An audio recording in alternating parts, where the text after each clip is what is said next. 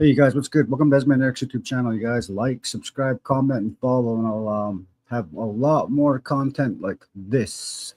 So, you guys, I had an awesome weekend, man. We went to Calgary Stampede. We saw Dax. We saw Our Lady Peace. So much, you guys. It was wonderful, you guys. Wasn't too bad. The weather wasn't too bad either. It was pretty all right. It was pretty hot last year, and it was a little it was a little bit different this round because we had our older kids come along with the trip and just made it that much more better. And oh man, we would have kept kept up the shenanigans, eh? But damn, it's pretty expensive up there, you guys. It's like hella expensive, and there was just like so much you want to do, so much you want to eat. Just everything up there, you guys. But I did a video yesterday, and I kind of did. It wasn't a food review. It was just more or less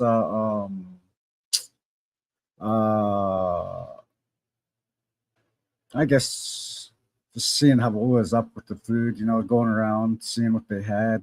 I actually did a food review from some noodle joint on 17th Ave. I'm just doing the editing and all that shit, and I'll let you guys check it out for yourselves. But yesterday at the Stampede, I had my daughter, I had my baby with me, and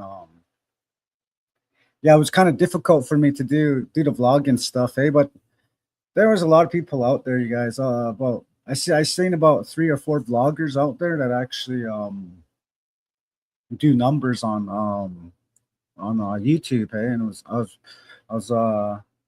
I thought I'll leave it up to you guys this year, So I just had fun, you guys. There was nothing to it. My daughter got lost for a second. Well, she didn't get lost. She took off, and oh, so scary up there. We went and we slept at the Emerald Inn Suites, and let me share my screen here for a second, you guys. I let you guys know I let you guys know that my cousin was actually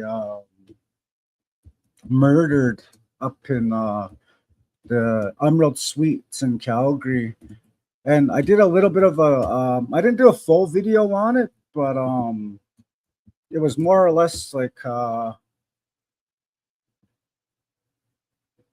images. Okay, right here. Here we go. Share screen. Yeah, guys, he got murdered, and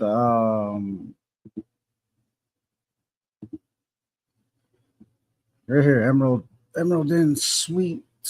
If I can let me pull the article up here, you guys, and I'll actually read it to you guys.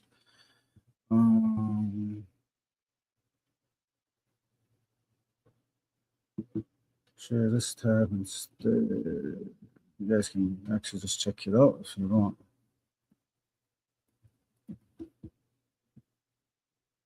Year-old suspect has been arrested for the homicide of 42-year-old Jerry Wayne Bull. Police say this happened at the Emerald Hotel and Suites in Sunridge. He has a court date set for Thursday.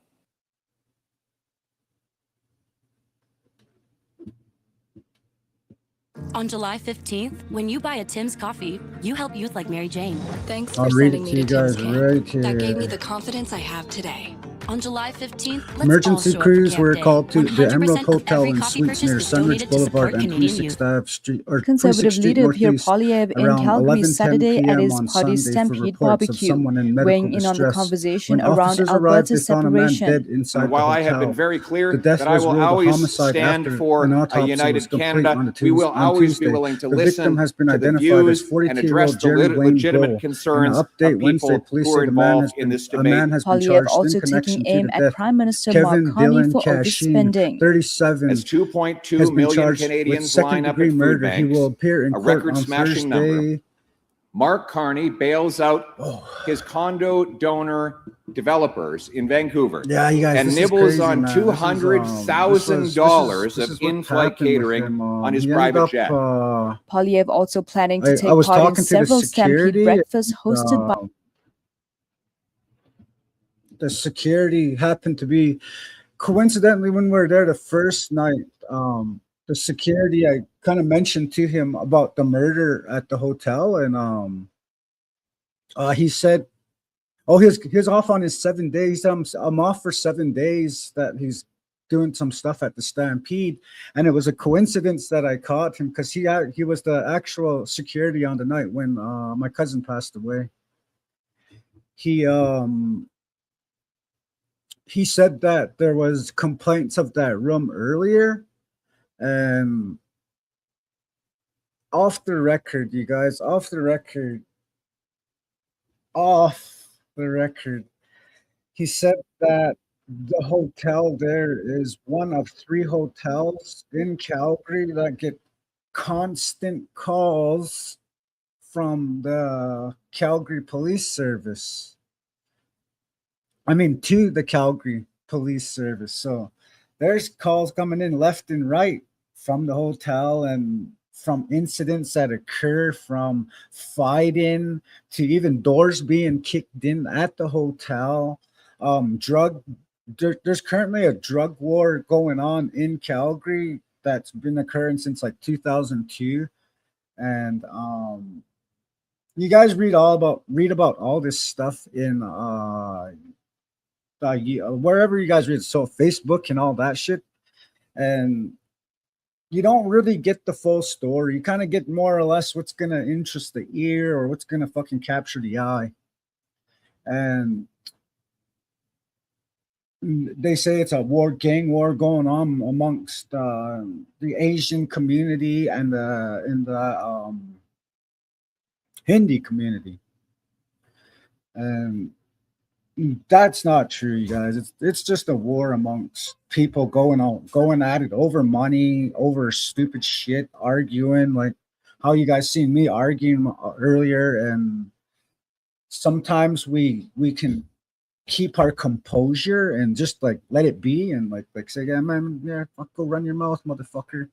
But then you get times like when I like how I reacted. You guys never see me react on my video, especially when it's negative comments or negative like publicity.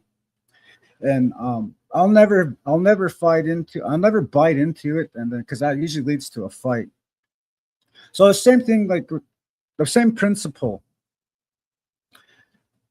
in Calgary. These gangs been keeping composure, trying to keep the heat to themselves, trying not to attract that attention. But there's always gonna be that moment when somebody says something or does something that retaliation will occur, whether it's words or actual physical retaliation. And the gang war, the drug war in Calgary is basically just that. Every man for himself, and sometimes things get heated and you don't know what to do about it. So I'm gonna assume that this drug war that's going on in Calgary is what took my cousin's life. Took his life and left his kids fatherless. And it's so stupid, you guys, but I don't know how to explain this to you guys, but that's another side of life. You know, I don't know if you guys believe in yin yang or 69. Okay, yin yang is life. I truly believe this, you know. There's good and there's bad. There's always that polar opposite. But for one to work, you need the other. So for that reason, good and bad, I don't feel those words define it as wow, because I've met some of the nicest fucking people that have a bad history, have a bad past. My buddy Jerry, I didn't even know like that this murder. Well, I met him in jail when he was I think he was up on first-degree murder. He pled out to second degree. He got 12 life. The nicest cat, guys. He's a fuck. He's a teddy bear. You know, I look into his name, and there was another murder that occurred way before this one that he was involved in. You know, and I started laughing. I saw my brother Stan at the time. Hey, I was like, oh. He was like the nicest guy. He just polite in general everywhere, and it's jail too, you guys. You don't have to be polite if you don't want to, you know. And you know, just everybody. The point is, everybody has a bad side, or in other words, if you want to even define it as nobody's perfect. You know, nobody's perfect. So yin yang, 6 to 9. We need one in order for the other to work. So I don't feel like individuals should be talking about something or someone and trying to bring it to the point where retaliation will occur. You know, like Facebook's the worst, you guys. Facebook's the worst because sometimes if you meet that person, it's not always going to be on Facebook. Then what's going to happen, you know? What will happen then? That's what the main question is. And usually that's from, I'm going to say, weak-minded people. Just weak in general. Don't even care about the consequences before they speak. Because in their weak-minded brain, they're already this fucking, I don't know, you want to call it a fucking superhero. Okay, here's the kicker, you guys. What if this guy was on your side of the good and bad? And then he jumps to this side and then starts talking like they're Mr. Perfect or they're all this and that.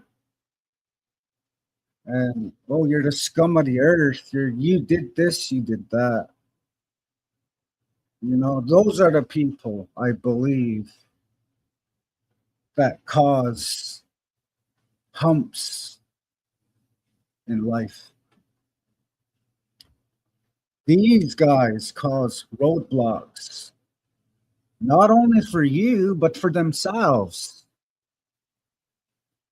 And it's because they think that, oh, well, I used to be on this side, but I'm gonna go on this side now because these guys, they're whatever, they're supporting me, and I got to talk about my own people, though, and they'll support me more. I got to shun my people first before they give me any respect. So I'm gonna jump off my original side, and I'm gonna go to this side, and I'm gonna kiss some major ass, and I'm gonna put you down. I'm gonna say all this bad stuff about you. That is really wrong. Because they might run into somebody that knows what the fuck they are doing or talking about. Then all of a sudden, this thing does a 360 turn, and then they're the victim. Now, in analogy of it would be you're writing checks that your ass can't cash. You're writing checks that are gonna get you fucking beat up.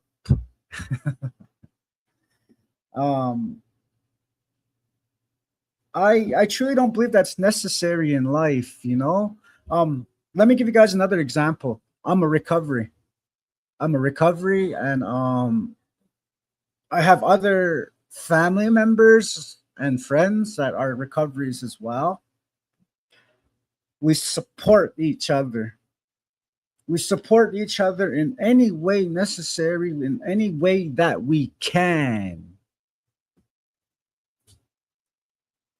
Say one of my friends jumps to the other side and starts bashing us along with everybody else, and then like, why would you do that?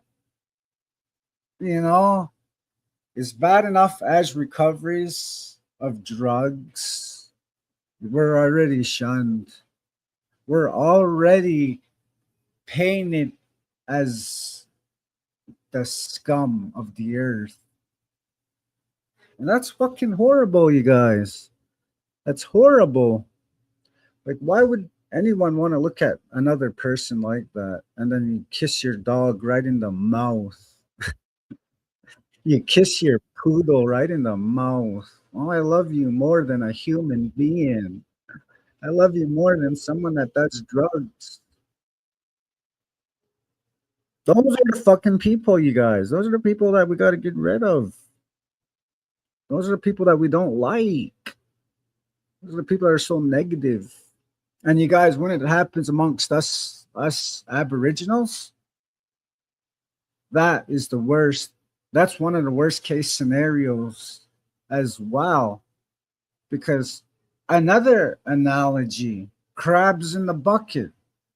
We're all trying to get out. We're all trying to become someone. I'll use myself as an example for this one. I got a YouTube channel. Sometimes I have 5,000 viewers. Sometimes I have 5 viewers. But you guys, as a YouTuber, a vlogger, I don't care about that little number in the corner or up there, wherever it shows. I don't care about that number, whether it says 6 or 6,000. I do these videos because I know that there's people out there that commented on my videos in the past that said, Eric, keep doing what you're doing. We like your shit. And that's enough for me. Just that one comment alone is enough for me to keep doing what I'm doing. Okay, somebody else on my reserve has a YouTube channel. Am I going to diss him? Am I going to say, oh, hey, I had 6 viewers. You had 1. Ha ha. I mean, that is oppression at its finest, and you see the other people that are viewing both of us are just loving it. They're just loving it. They got us where we're at, us Aboriginals. They got us where we're at. They got us locking each other, and they got us biting each other, fucking killing each other. They love it. That's what the plan is. Now, I said I'll use myself as an example, so I don't bite into that often. But this week I got attacked by like 5 different people, you guys. I got attacked by this girl that has a business out of her house which my wife renders. My wife renders that business and gives them money to actually like do whatever it is you guys do with your money when you start these small projects. We support them. We don't start talking shit about them. We don't start going off saying, haha, your house smelled like shit. There was dogs licking your guys' leftovers on the table while you guys were out. You know, and at the same time, you're trying to fucking do, you know, like I got attacked by one of those people on on a situation that occurred before we left to Calgary. And oh, you guys, this is getting somewhere. So if you're with me, stick with me, because this is I gotta make this point clear. Anyways, that's what happened. That's what another person, you guys, a couple years ago, was, I guess you can say they were engaged in illegal activity.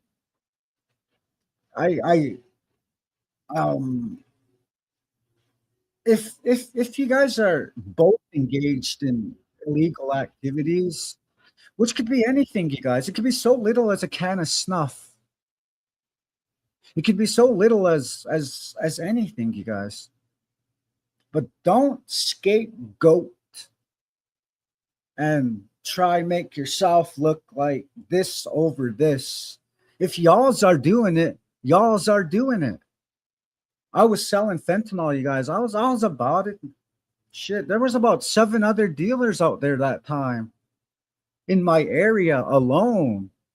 And fentanyl was getting heavy at the time. You guys remember that time when fucking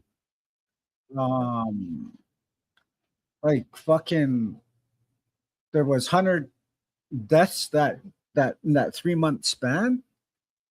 That was when I was involved in the drug trade. I got addicted to I was against the fentanyl at first before I tried it and got addicted to it, you guys. There's a lot of irony in my story, you guys. That's why I did a YouTube channel.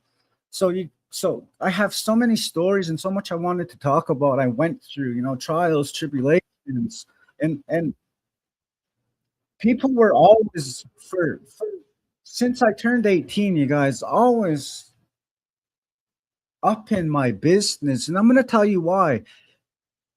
It was a positive thing at first when I was 18 or when I was 17. I graduated from high school when I was 17, you guys. Just real quick. If your kids graduate when they're 17, let them do their thing. Don't make them do nothing like my parents until I was 18. When I was 18, I was already drinking by then. But anyways, back to what I was saying. Myself, actually, when I turned 18 or 17, I graduated when I was 17, and I had distinctive honors, you guys, and I was looked upon as, I guess you can say, poster boy for us Aboriginals. Not distinctive, you guys, honorary, distinct. I take that back. Not distinctive, honorary. So you guys, I graduated with honors, and distinction was one of my certificates. But anyways, everybody thought I was gonna go on and become this famous doctor, famous lawyer, a teacher, or just somebody in general. A lot of people had their money on me, and that's where this started. So I'm not gonna tread on it too much because that's where this started. It started from me graduating with honors, and there was so few of us that graduated at time. I believe, and you guys get this, I was one of 6 at the time, and my uncle Frankie and my uncle Pepsi were also on that list. And I believe Esther Tailfeathers and her brother, I believe. This is for Cardston, you guys. This is for Cardston. So I was really happy to be on that list, and all the people in our community of Moses Lake saw that. So a lot of people had their money on me, hoping that I'll be that, be this, be someone. But you guys, just because of typical parenting and typical shit on the reserve that I don't agree with, kept me back. And it was too late by the time I was too late at the time to continue, because I was already suffering from addictions and just the same old song, the same old dance that we got on every reservation in Canada. Is every reservation that is plagued by stuff like this does not exclude Moses Lake. I was a part of it. And since then, you guys, I've noticed a lot of eyes have been on me. And I'm proud of it, because for the most of it, everybody knows me as, hey, you're that smart guy that graduated from Cardston. And yes, I am, you guys. I am that guy that graduated from Cardston. I'm that guy that did not go on to college and become somebody, because like every other reservation, like every other Aboriginal in Canada that is oppressed, there is going to be something that roadblocks me. Could be alcohol, could be Mary Jane, could be anything. Kids, having kids young. I was 19 when I became a father. you can become a doctor, but being an Aboriginal from the reservation, on the reservation, staying on the reservation, having a baby, a wife that's pregnant with your second, that's very unlikely. So you guys, I grew up, had it made, not knowing that I did it. Because when I turned 18, getting a job, I got a summer job right off the hop from my Uncle Homer at the Moses Lake Mini Mart Plaza. And I worked the whole summer. I just loved it, you guys. I loved it. I thought I was gonna work again because Homer said we're gonna keep you on as that's why I first heard that word, casual. And I never got work again after that, you guys. You know, and instead he hired his daughter, and she was his niece after that. And yeah, I didn't work. I didn't make anything of it, you know. But like I said, I was already drinking by then. I was already doing shit, and I was already getting myself into trouble. And you guys, drug dealing, drug users, they're in the same bucket, but it's different. It's different. You don't see every drug user out there at the same time being a drug lord, being a drug kingpin, being just in general a peddler, as you guys want to call it. You don't see a user out there moving weight. You don't see that. So you guys, I'm not proud of this. I'm not proud of it, but what I knew is what I applied. Back then, you guys, we didn't have cocaine. Well, there was cocaine, but it was really rare to get. They used to call it the rich man's drug. I don't know if it's still called that anymore, but it used to be called the rich man's drug. We didn't have it on the reserve. And I'm going to tell you guys in a second who brought it, and it wasn't me or my Cree cousins.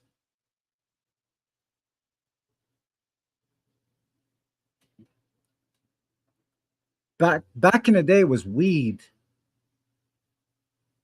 So when I turned 18 and I needed money, I started buying weed off my bro Kim, R.I.P.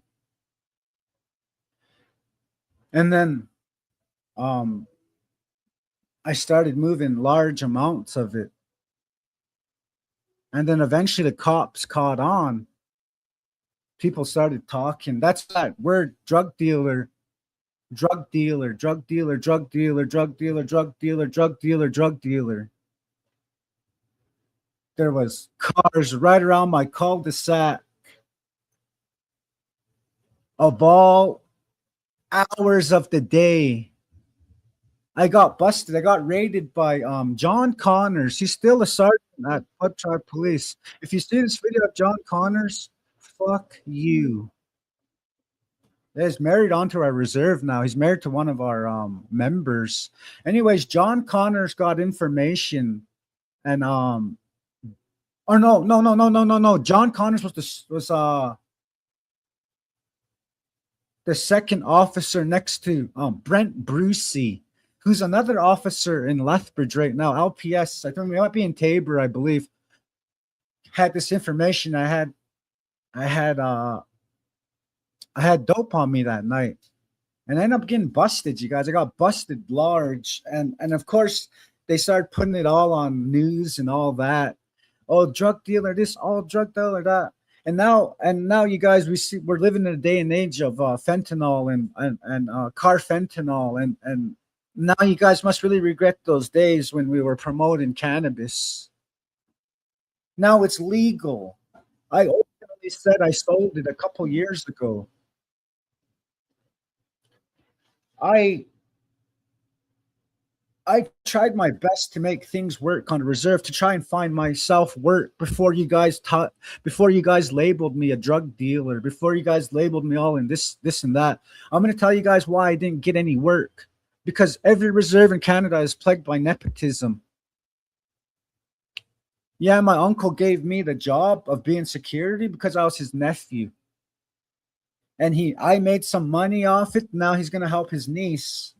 And then he got her working, and then she took over my job. Nothing's changed.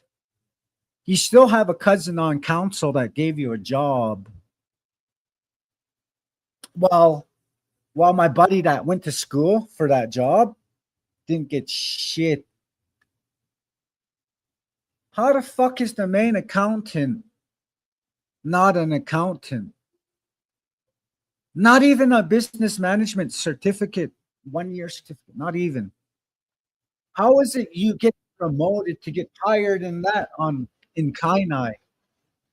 It's very simple. You guys know the answer. You don't need me to repeat it. You guys know why.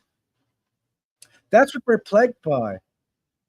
And yeah, I can use numbers and logistics to move toilet paper and boxes of pencils and sell you guys paper and do all these numbers and crunch them for you, but there's no job out there for me. And then there's another guy out there like Eric, he wants to do logistics and put his numbers and apply them to his bag of weed and make the best of it. Then by all means, go right the fuck ahead. But if you know what it's like and you know what it is, don't be fucking bashing the boy.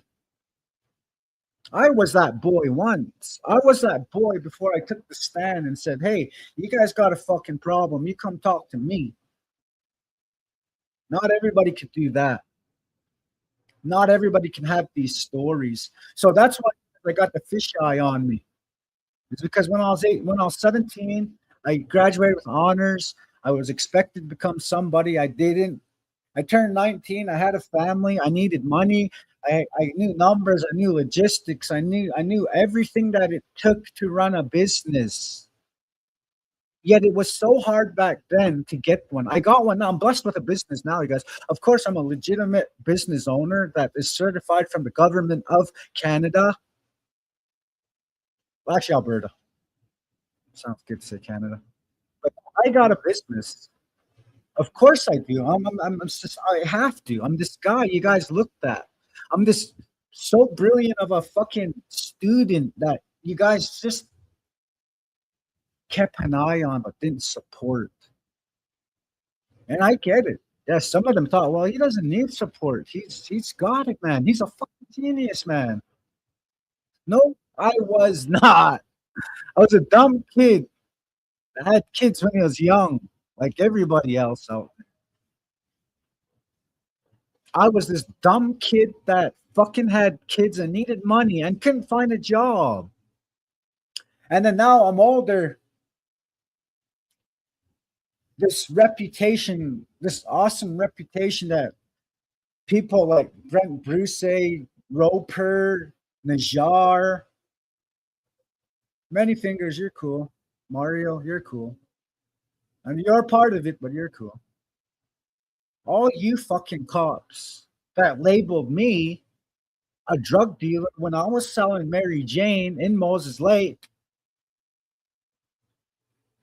are the ones that basically paved my road. And it wasn't to become a great drug dealer.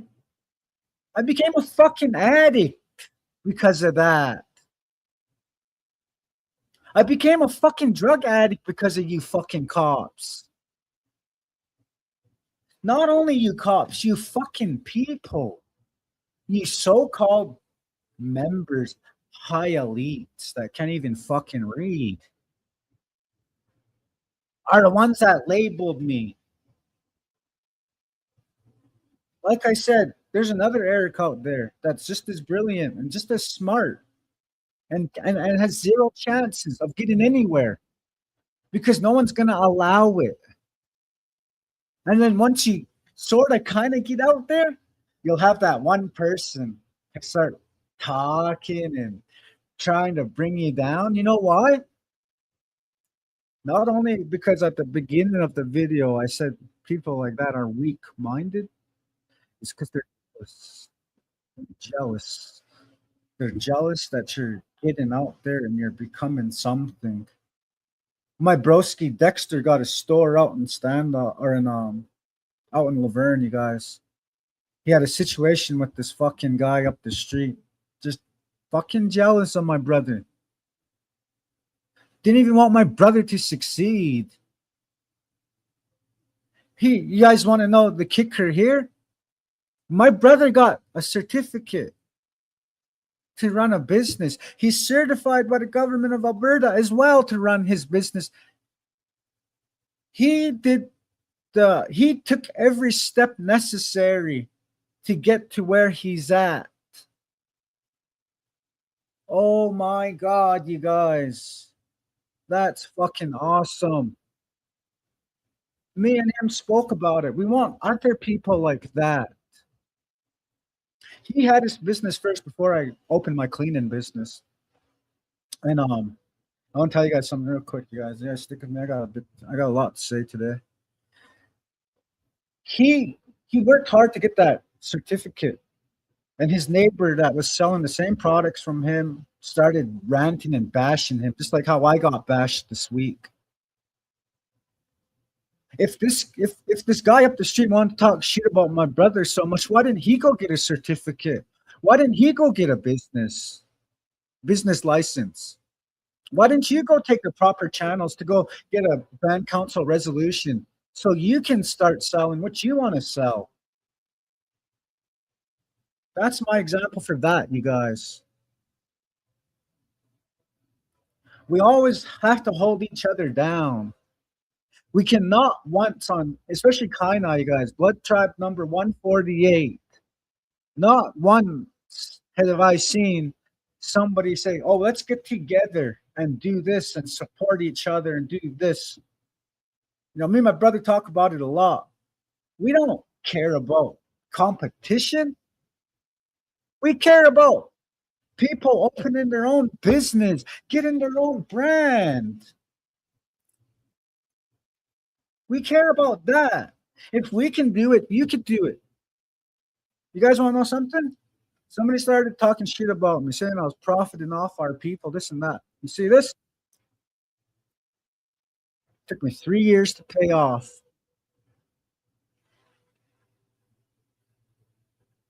I got it. And I like to floss it. I like to floss it. Now I like to wear it all the time, you guys. It's pretty tarnished. Once is like for life. You guys, I've always seen, ever since I seen Vince Carter from the Toronto Raptors have a bust down, I've always wanted these. I was like 11 years old.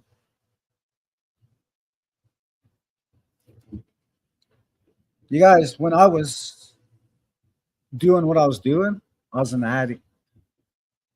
I wasn't profiting. I wasn't fucking driving a Ferrari. I didn't own my own house. I didn't have a fucking Rollie. I didn't have a fucking.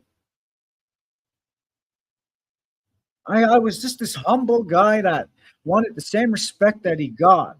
And if I had a product that you needed, come on down. We'd make some money, man. Let's make some fucking money moves. Let's not be lazy and just run our mouth and talk about people. Let's not be lazy and start talking about this and that. And you're doing this and you're doing that and you're not supposed to.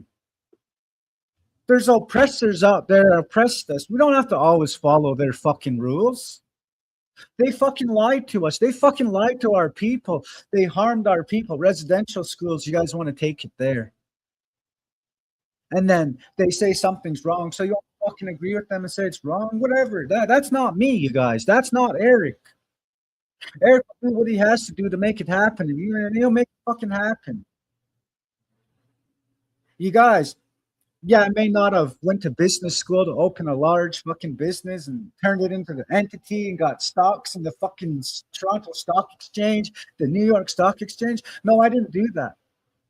What I did is went around it with the knowledge that I know, did the paperwork, dished out some money, and I got a business certificate. I got a business license, and I got a business crest. That's what I did, and that's what I want you guys to do. And I seen one of my friends slanging some snuff. Like, I got snuff too. Anybody need some snuff? Come get some Red Man. Somebody started talking. Oh, you're bootlegging. Oh, shut the fuck up. She's not fucking bootlegging. She found some fucking liquor across the state that we don't have. She got some snuff in the United States because it costs $34 fucking dollars here in Canada. So what? She wants to bring it here and sell it for $20. That is brilliance at its finest. That is called Excel.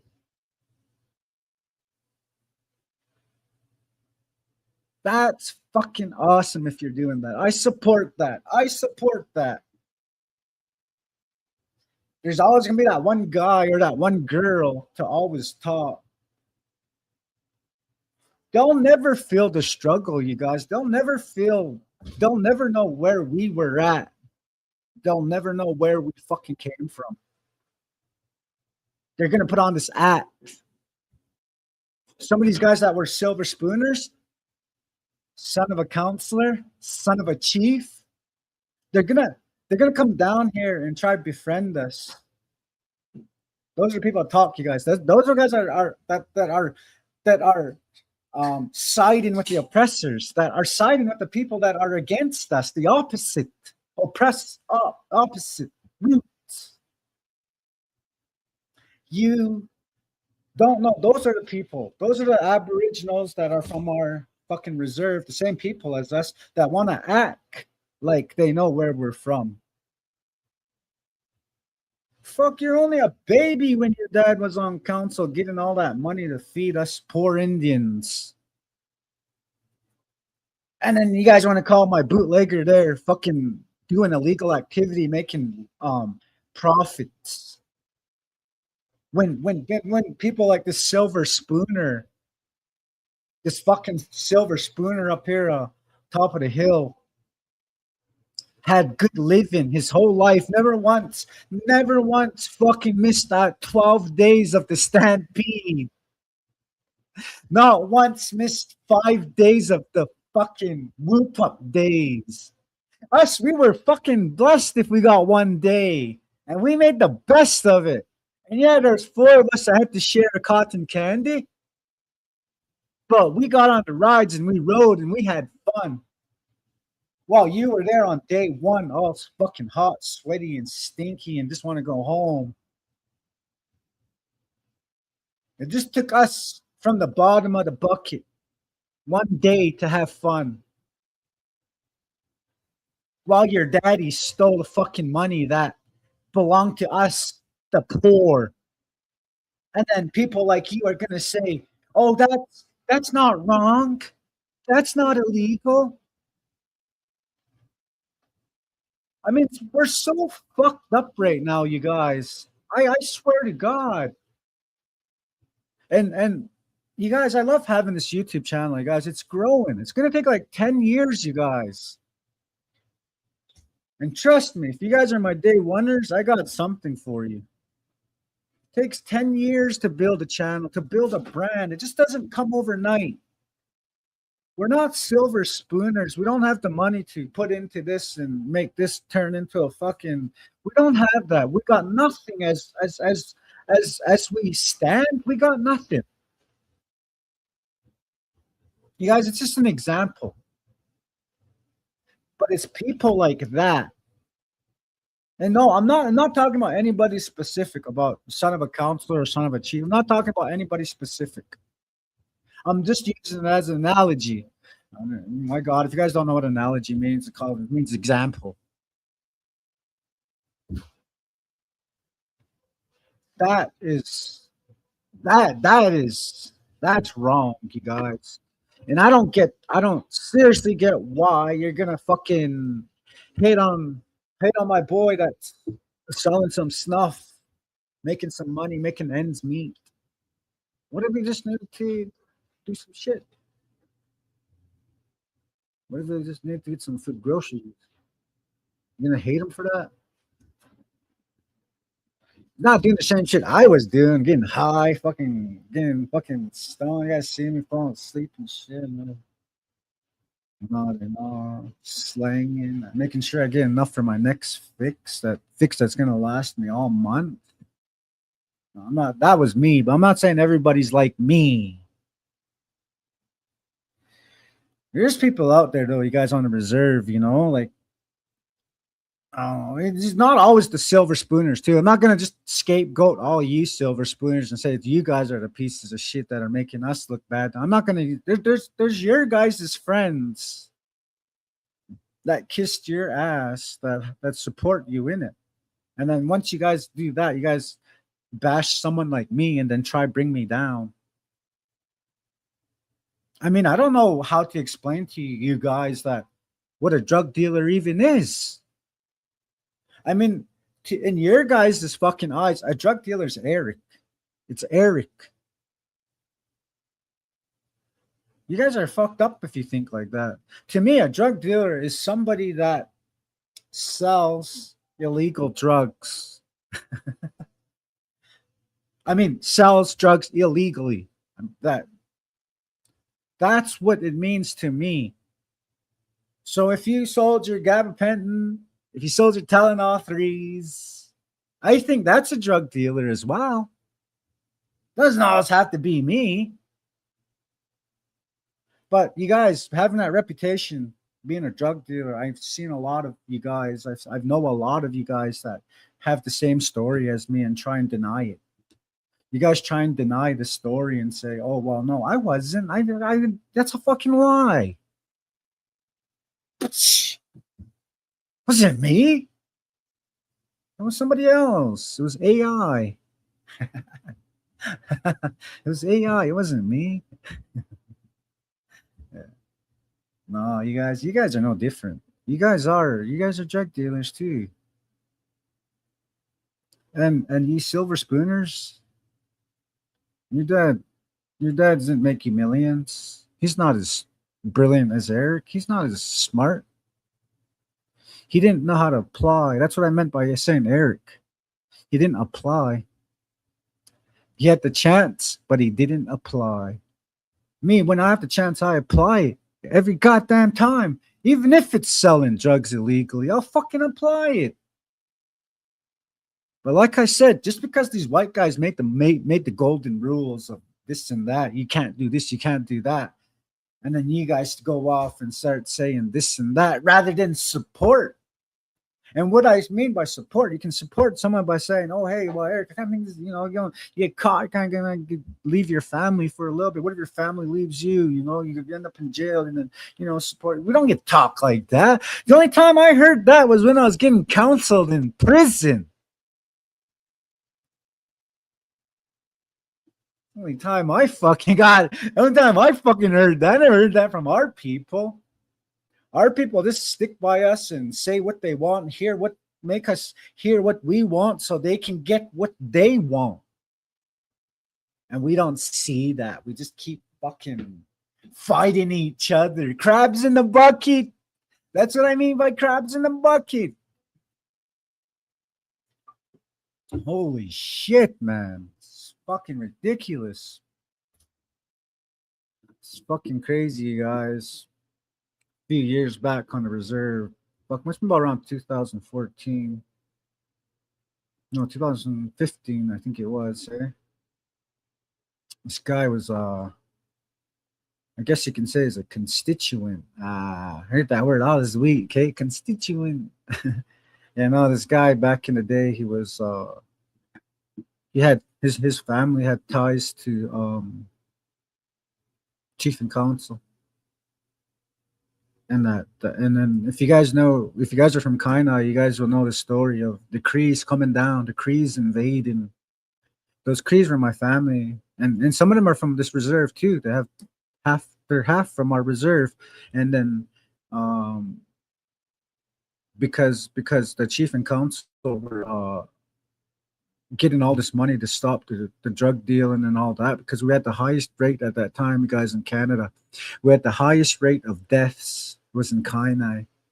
Heat was really coming down for chief and council that time, and it was their family that brought all that shit down, and it got circulated through social media, because social media's been around for 20 years now. Started circulating, words started getting out there. That's when they started attacking us at the bottom down here. I couldn't believe it at the time, you guys. That's when I got into it after that. I was like, oh, fuck you guys, man. And I'm not proud of it, you guys, but that was the decision that I made, and I can't go back and change it. And some of you don't even like it, but I couldn't go back. I made that because of this reason. And you guys can honestly say this is a valid reason. You guys, it was unfortunate. You don't know why? Okay, you guys, you know the chief and council members that originally got caught and charged was overlooked, and it was because, you guys, this was on a level. This was like on a level like the street level drug dealers that we have on every reserve. They got scapegoated like crazy that year. My family was one of them, you guys. We lost our house, and they said that we brought these creeds and all this and that. You know, my family was already down here, but they were already down here because the frenzy already occurred, because the chief and council, originally their family members brought this bad drug around, and there's already so much money circulating. Because, you guys, I know this personally, because I wasn't selling the fentanyl like right when it hit. No, I seen what it did to our reserve. I seen what it did when it killed all that 132 people. You guys, I honestly believe I counted that, because, oh, you guys, I was advocating like crazy before. And it may sound ironic to some of you and say, oh, well, you were selling it. Yeah, it does sound ironic, but this is my story, and I'm telling you. So listen and shut the fuck up and don't think like that. I was advocating, I was against you guys. It was killing our people. I didn't know 2 years later I was gonna fucking try it.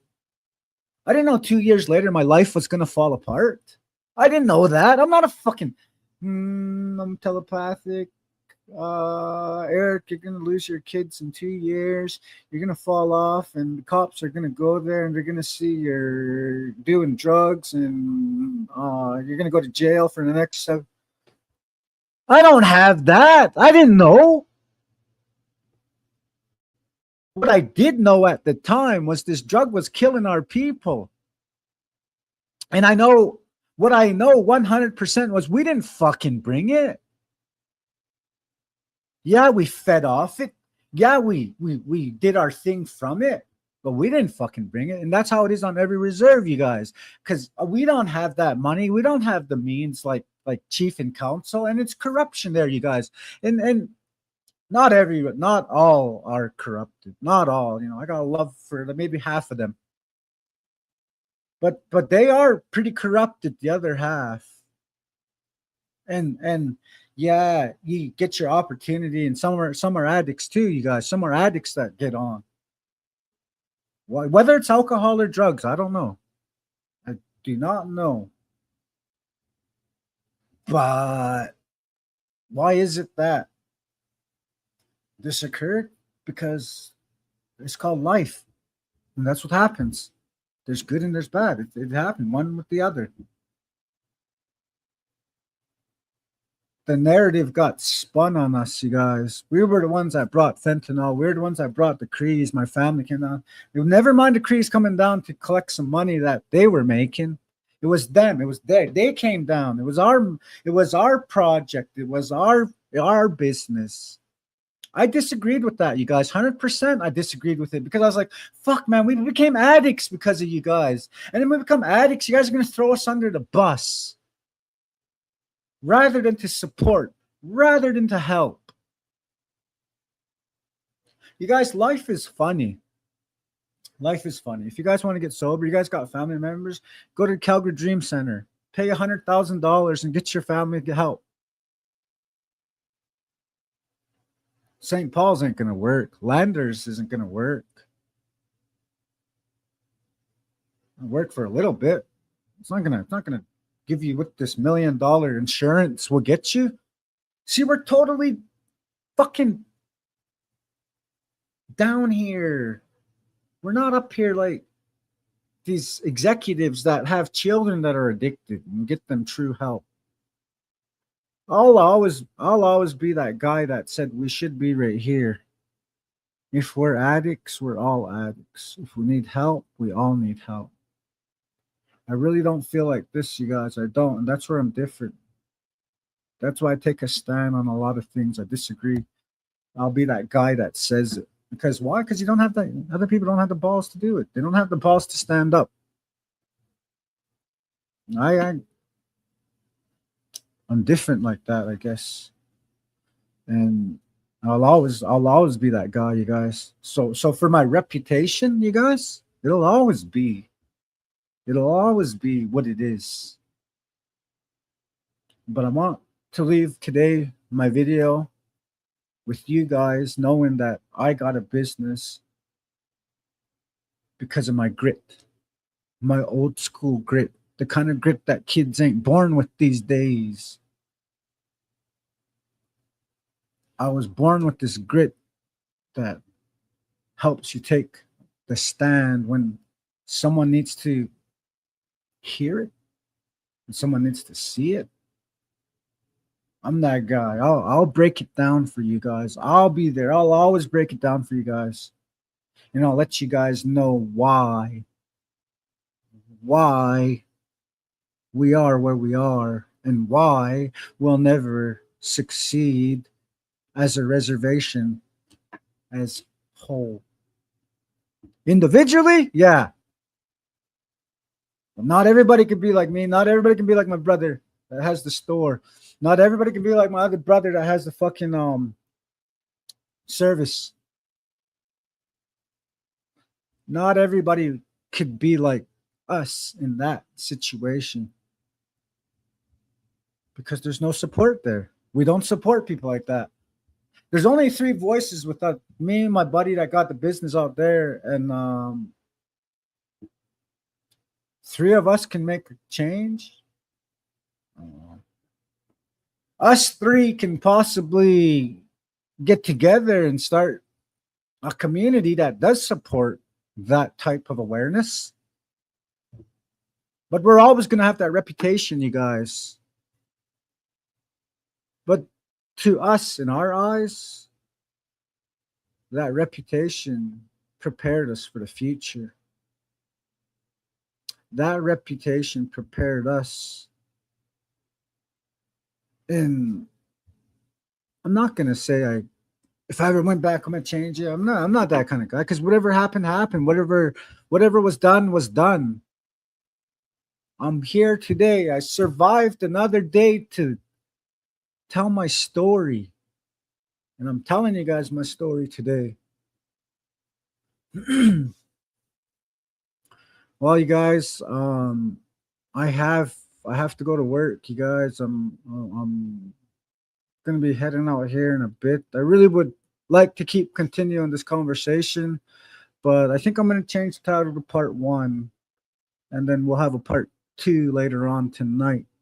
Because you guys, I still have a lot more to say, and if you guys enjoyed this, you guys are for sure gonna enjoy the next one, you guys, tonight. So I'll get back to you guys. Like, subscribe, comment, and follow. Make sure to tell your people.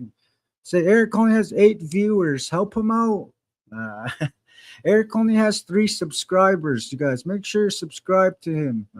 No, you guys, make sure to subscribe to my channel, you guys. On the real. Peace.